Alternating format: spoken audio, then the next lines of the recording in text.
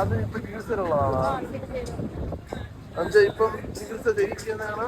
അല്ല എന്ത് കീമോ അങ്ങനെ?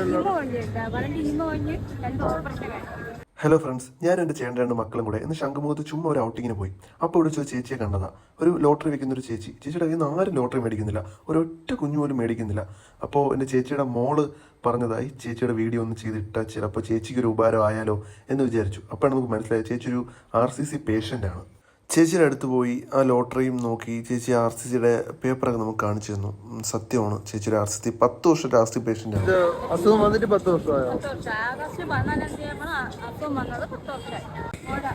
മഴ വയറ്റില്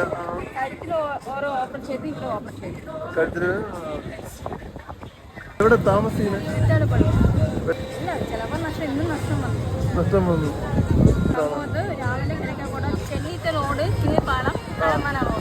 പിന്നെ പിള്ളേരൊക്കെ ഒത്തിരി ഫോട്ടോ എടുത്ത് രാവിലെ ചേച്ചി ഈസ്റ്റ് ബോർഡിലും വൈകിട്ട് ശംഖുമുഖത്തും ഉള്ളത്. ഞാൻ ഈ വീഡിയോ ഇടാനുള്ള കാരണം ചേച്ചി ആർക്കെങ്കിലും ഒരാളെങ്കിലും ചേച്ചിയുടെ ഒരു ലോട്ടറി എടുത്തു കഴിഞ്ഞാൽ ചേച്ചിക്ക് വലിയൊരു ഉപകാരമായിരിക്കും. ചേച്ചിക്ക് ടാറ്റയെ കൊടുത്തിട്ടാണ് വന്നത്.